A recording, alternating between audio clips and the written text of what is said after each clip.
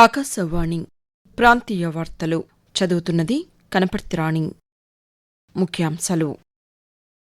GST పొదుపు ఉత్సవం ద్వారా దేశంలో స్వదేశీ వస్తువుల కొనుగోలు పెరిగిందని ప్రధానమంత్రి నరేంద్ర మోదీ పేర్కొన్నారు. బంగాళాఖాతంలో ఏర్పడిన వాయుగుండం తుపానుగా బలపడిందని అమరావతి వాతావరణ కేంద్రం వెల్లడించింది. ఆంధ్రప్రదేశ్లో మోంధా తుపానును ఎదుర్కొనేందుకు అన్ని శాఖలు సిద్దంగా ఉండాలని ముఖ్యమంత్రి నారా చంద్రబాబు నాయుడు ఆదేశించారు. తెలంగాణలో ఇందిరమ్మ ఇళ్లకు దశలవారీగా అందించే బిల్లుల చెల్లింపుల్లో స్వల్ప మార్పులు చేస్తున్నట్లు గృహ నిర్మాణ శాఖ మంత్రి పొంగులేటి శ్రీనివాసరెడ్డి పేర్కొన్నారు. వార్తల వివరాలు.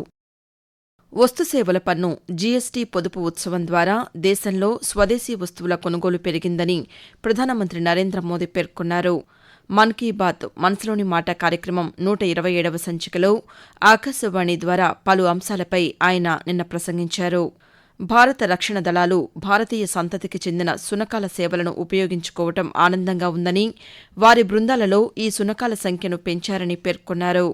ఈ నెల 31న జరగనున్న సర్దార్ వల్లభాయ్ పటేల్ 150వ జయంతి సందర్భంగా దేశవ్యాప్తంగా నిర్వహించనున్న ఐక్యతా పరుగు కార్యక్రమంలో అందరూ పాల్గొనాలని కోరారు.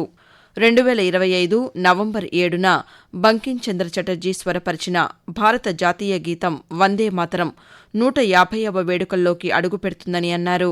జీఎస్టీ బచత్ ఉత్సవ్లో భాగంగా పండుగల సమయంలో వస్తువుల కొనుగోలు పెరిగిందని ప్రధానమంత్రి పేర్కొంటూ, जीएसटी बचत उत्सव को लेकर भी लोगों में बहुत उत्साह है। इस बार त्योहारों में एक और सुखद बात देखने को मिली। बाजारों में स्वदेशी सामानों की खरीदारी जबरदस्त तरीके से बढ़ी है। मैंने अपने पत्र में खाने के तेल में 10% की कमी करने का भी आग्रह किया। इस पर भी लोगों ने बहुत सकारात्मक रुख दिखाया है. ప్రధానమంత్రి నరేంద్ర మోదీ మన్ కీ బాత్ కార్యక్రమం ద్వారా ప్రజలకు ఎన్నో ఆసక్తికరమైన విషయాలు తెలుస్తున్నాయని ఆంధ్రప్రదేశ్లోని పశ్చిమ గోదావరి జిల్లా వాసులు హర్షం వ్యక్తం చేస్తున్నారు. జిల్లాలోని తాడేపల్లిగూడెం వాసి జి మాణిక్యాలరావు మాట్లాడుతూ, ప్రధాని నరేంద్ర మోడీ గారు మన్ కీ బాత్ ఎంతో మందికి స్ఫూర్తిని కలిగించే దిశగాను, మరి ఎంతో మందికి స్వశక్తి కలిగించే దిశగాను, దేశంలో ఉన్నటువంటి ఎంతో మంది అత్యున్నత భావాలతోటి మంచి ప్రోత్సాహకరమైనటువంటి వారి ఉపాధి కల్పించేటువంటి జీవనశైలి విధానాన్ని నరేంద్ర మోడీ గారు ప్రోత్సాహంతో మరి ఎంఎస్ఎంఈ ద్వారా ఏర్పాటు చేస్తున్నారు. ఎంతో మందికి లబ్ధి చేకూరుతుంది. వన్ నేషన్ వన్ ఇండియా, భారతదేశం యొక్క గొప్పతనాన్ని స్ఫూర్తిని కలిగించే దిశగాను, వారి జీవనశైలిలో ఉన్నతమైన స్థితికి వెలుగొందే దిశగాను ప్రయత్నం చేస్తున్నారు. నరేంద్ర మోడీ గారు చేస్తున్న కృషికి మనందరం కూడా అభినందన తెలియపరచుకుంటూ, వాతావరణం. బంగాళాఖాతంలో ఏర్పడిన వాయుగుండం తుపానుగా బలపడిందని అమరావతి వాతావరణ కేంద్రం ప్రకటించింది. ఈ తుపాను రేపు రాత్రికి తీరం దాటే అవకాశముందని తెలియజేసింది.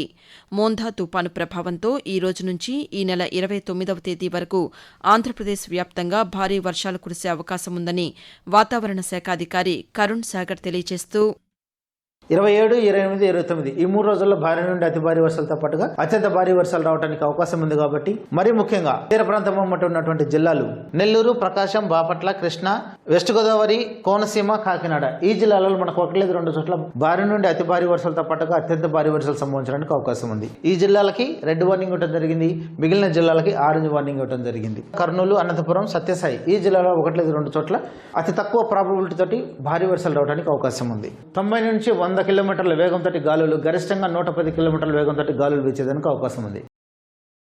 మోంధా తుపాను దృష్ట్యా కోస్తా తీర ప్రాంతాల్లో ఆంధ్రప్రదేశ్ అధికార యంత్రాంగం సర్వసన్నద్దమైంది. తుపాను పరిస్థితిని ఎదుర్కొనేందుకు విద్యుత్, రెవెన్యూ, త్రాగునీటి విభాగం వంటి అన్ని శాఖల అధికారులు, సిబ్బంది కృషి చేస్తున్నారు.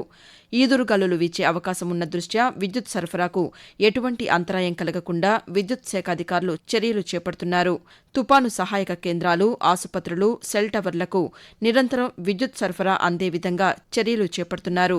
తెగిపోయిన వైర్లు, ఒరిగిపోయిన విద్యుత్ స్తంభాల వద్ద ప్రజలు ఉండరాదని అధికారులు సూచిస్తున్నారు. ఆంధ్రప్రదేశ్లో మోంధా తుపానును ఎదుర్కొనేందుకు అన్ని శాఖలు సిద్దంగా ఉండాలని ముఖ్యమంత్రి నారా చంద్రబాబు నాయుడు ఆదేశించారు. తుపాను సన్నద్దతపై అధికారులతో ముఖ్యమంత్రి నిన్న సమీక్ష నిర్వహించారు. ఈ సందర్భంగా ఆయన మాట్లాడుతూ, రేపు తీవ్రమైన తుపానుగా మారుతుందన్న వాతావరణ శాఖ హెచ్చరికల నేపథ్యంలో ముందస్తు చర్యలు తీసుకోవాలని అధికారులను ఆదేశించారు. ఎప్పటికప్పుడు ప్రజలను అప్రమత్తం చేసేలా ఎస్ఎంఎస్లు, సామాజిక మాధ్యమాల ద్వారా హెచ్చరికలు పంపించాలని అన్నారు.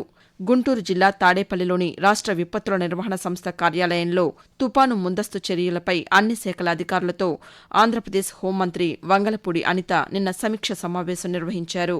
అనంతరం ఆమె పాతికేయులతో మాట్లాడుతూ ఏపీ కోస్టల్ డిస్ట్రిక్ట్స్ అన్నింటిలోని కూడా దీని ఎఫెక్ట్ చాలా ఎక్కువగా ఉంటుంది. కాబట్టి దీన్ని కొంచెం తీవ్రంగానే పరిగణించి 27th, 28th, 29th ఈ 3 రోజులు కూడా మేము 24/7 లైజనింగ్ ఆఫీసర్స్ ని కూడా ఇక్కడ ఏర్పాటు చేసుకోవడం జరుగుతుంది. సహాయక చర్యలు NDRF 6 టీంలు రెడీ చేసుకున్నాం. ఓవరాల్ గా ఎన్ని రిలీఫ్ క్యాంప్స్ ఏర్పాటు చేయాలి అవన్నీ కూడా కలెక్టర్స్ అందరికీ కూడా ఇన్స్ట్రక్షన్స్ ఇవ్వడం జరిగింది. పబ్లిక్ ఎటువంటి ఇబ్బంది లేకుండా చూసుకునే బాధ్యత కూడా తీసుకుంటున్నాం. ముఖ్యంగా మత్స్యకారులు ఎట్టి పరిస్థితుల్లో వేటకి వెళ్లొద్దని చెప్పి ఆల్రెడీ ఇన్స్ట్రక్షన్స్ ఇవ్వడం జరిగింది.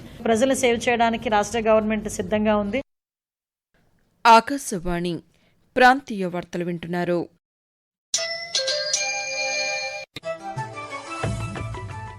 నిరంతర వార్తా విశేషాల కోసం ఆకాశవాణి సామాజిక మాధ్యమ వేదికలైన న్యూస్ ఆన్ ఎయిర్ యూట్యూబ్ ఛానల్ను, newsonair.gov.in వెబ్సైట్ను, ట్విట్టర్లో ఆల్ ఇండియా రేడియో న్యూస్ను వీక్షించండి.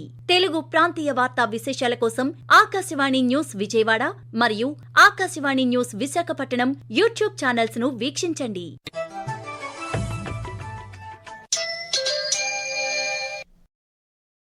మోందా తుపాను నేపథ్యంలో తీర ప్రాంతంలో సముద్రం అల్లకల్లోలంగా మారనుందని, మత్స్యకారులు చేపల వేటకు వెళ్లవద్దని ఆంధ్రప్రదేశ్ విపత్తుల నిర్వహణ సంస్థ వెల్లడించింది. అవసరమైతేనే తప్ప ప్రజలు బయటకు రావద్దని సూచించింది. విపత్తుల నిర్వహణ సంస్థ స్టేట్ కంట్రోల్ రూమ్ నంబర్లు 112 1070 1800 4250 ఏర్పాటు చేసినట్లు ఆ సంస్థ ఎండీ ప్రఖర్ జైన్ వెల్లడించారు. తుపాను హెచ్చరికల దృష్ట్యా విశాఖపట్నం, అనకాపల్లి, తూర్పుగోదావరి, పశ్చిమ గోదావరి జిల్లాల్లోని ప్రభుత్వ, ప్రైవేటు విద్యాసంస్థలకు ప్రభుత్వం ఈ రోజు, రేపు సెలవు ప్రకటించింది. మోందా తుపాను ప్రభావిత 19 జిల్లాలకు ప్రత్యేక అధికారులను నియమిస్తూ ప్రభుత్వం ఉత్తర్వులు జారీ చేసింది. మరోవైపు మోందా తుపాను ప్రభావంతో తెలంగాణలో రేపు, ఎల్లుండి భారీ నుంచి అతి భారీ వర్షాలు కురిసే అవకాశం ఉందని హైదరాబాద్ వాతావరణ కేంద్రం వెల్లడించింది. సమాజంలో ఐకమత్యం, శక్తి కీలకమని తెలంగాణ గవర్నర్ జిష్ణుదేవ్ వర్మ అన్నారు. నాగర్ కర్నూలు జిల్లా అచ్చంపేటలో నిర్వహించిన 111 చెంచు జంటల సామూహిక వివాహ కార్యక్రమానికి ఆయన నిన్న ముఖ్య అతిథిగా హాజరయ్యారు. ఈ సందర్భంగా ఆయన మాట్లాడుతూ సమాజంలో చెంచులు బలమైన శక్తిగా ఎదగాలని, వారికి సామూహిక వివాహాలు జరిపించడం గొప్ప విషయమని పేర్కొన్నారు.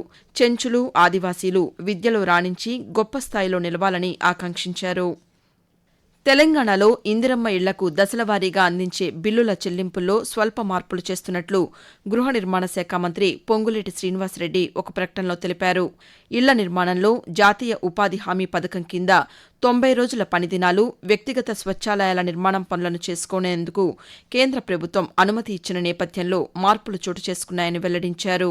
ప్రస్తుతం ఇందిరమ్మ ఇంటి నిర్మాణంలో భాగంగా మొదటి, రెండో దశలు పూర్తయిన తర్వాత ₹1,00,000 చొప్పున లబ్దిదారుల ఖాతాలో జమ చేస్తున్నామని పేర్కొన్నారు.